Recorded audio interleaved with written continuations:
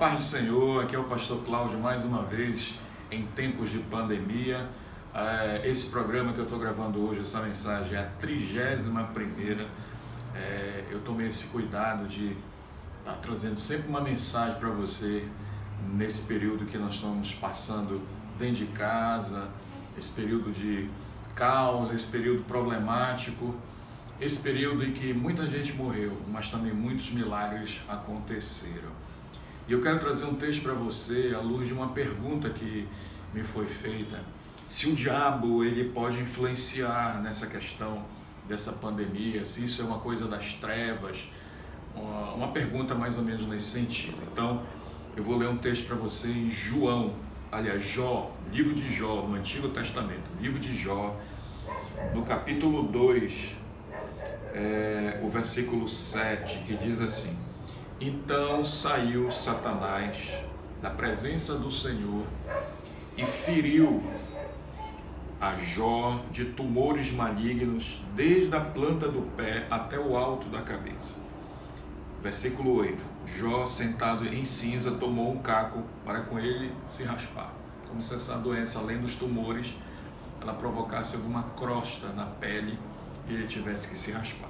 E eram tumores malignos, não eram benignos, ou seja, cancerígenos, problemáticos, malignos, do alto da cabeça à planta do pé, ou seja, era uma chaga generalizada no corpo dele. Quem causou isso a Jó? Foi Satanás. Então, para tirar a dúvida de alguém aí, Satanás ele pode colocar doença? Pode.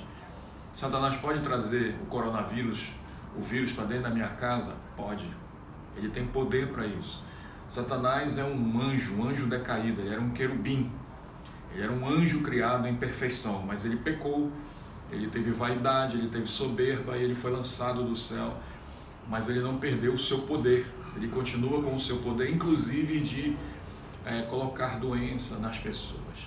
A Bíblia cita em Mateus que Jesus curou uma mulher que estava há 18 anos e o Senhor Jesus disse que Satanás aprendia há 18 anos, ou seja, Satanás colocou uma doença de 18 anos na pessoa. Então, Satanás pode trazer doença? Pode sim. Tá? Isso aqui é muito importante para fazer com que você mude as suas orações, a sua abordagem em relação a essa doença dentro da sua casa. Aí você vai começar a compreender que se Satanás, ou se as trevas, se o reino das trevas, demônios, eles têm poder de atacar com doenças, então você pode reagir com uma oração mais lógica, racional, específica nesse assunto. Por exemplo, a sua oração pode ser: eu repreendo todo ataque maligno à saúde da minha família ou à minha saúde. Isso aqui é uma oração, tá? Se Satanás faz e ele tem poder, e ele tem muito poder, Lúcifer, qual é o nome latino, ele tem muito poder. Olha o que eu estou dizendo, eu estou repetindo, ele tem muito poder, e ele pode fazê-lo de forma coletiva, trazer doença de forma coletiva, como individualizada, até porque no texto aqui, Satanás agiu coletivamente contra Jó, matando seus filhos, trazendo os sabeus, trazendo os caldeus, grupamentos de pessoas contra Jó. Então ele tem um controle sobre agentes, sobre pessoas, sobre coletivo, não é? E como nós podemos enfrentá-lo, ou enfrentar as trevas nesse tempo de pandemia? Como nós podemos vencer ou se afastar de um ataque desse? Em primeiro lugar, preste bem atenção, aqui vai a solução bíblica. Em primeiro lugar, tem que ser crente, tá? Tem que ser crente. Lá em Marcos 16, a Bíblia diz assim: e esses sinais seguirão aos que creem. Ou seja, quem está desviado, quem não crê em Jesus, quem não crê na sua palavra, está desprotegido, tá? Esses sinais seguirão os que creem. Em meu nome expulsarão demônios. Então eu posso expulsar esses demônios, eu posso expulsar Satanás desde que eu creia. Creia no poder de Deus, no sacrifício vicário de Jesus, na morte e ressurreição de Jesus. Ou seja, eu tenho que crer, tá? A segunda coisa muito importante, eu tenho que viver uma vida de santidade. Não basta ser só crente. crente no sentido de crer, mas crente no sentido de viver essa fé.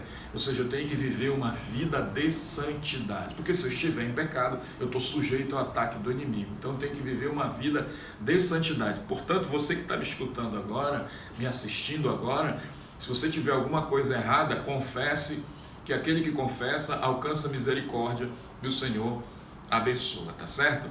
A terceira coisa que tem que ser feita a partir desse ataque do inimigo é ter poder. Lá em Lucas capítulo 10, versículo 19, diz assim: eu vos dou poder sobre serpentes e escorpiões. Então, além de ser crente, além de viver uma vida de santidade, também eu tenho que viver nessa perspectiva do poder de Deus. Eu tenho que buscar o poder de Deus. Lá em Efésios, no capítulo 6, versículos 10, 11, 12 e 13, diz assim: fortalecei-vos no Senhor e na força do seu poder. Ou seja, eu tenho que buscar para a minha vida esse poder para repreender esse mal que pode vir, que está querendo se alojar dentro da minha casa, dentro da minha família. Então eu tenho que buscar o Senhor. Como eu faço essas coisas? É o último item dessa mensagem, da mensagem número 31. Jejum e oração e leitura da palavra. 3 coisas simples: palavra, jejum e oração. Se você fizer isso na sua vida, que chama-se consagração, se você fizer isso, você vai poder resistir ao ataque do inimigo e essas doenças que ele pode atacar-nos. Com o poder dele, ele não vai poder fazê-lo, porque sobre nós repousará o poder de Deus, a unção de Deus e a graça de Deus na nossa vida, tá certo? Dito isso, agora eu quero aproveitar esse momento para orar por você. Se você está enfermo, recebe a cura em nome de Jesus Cristo.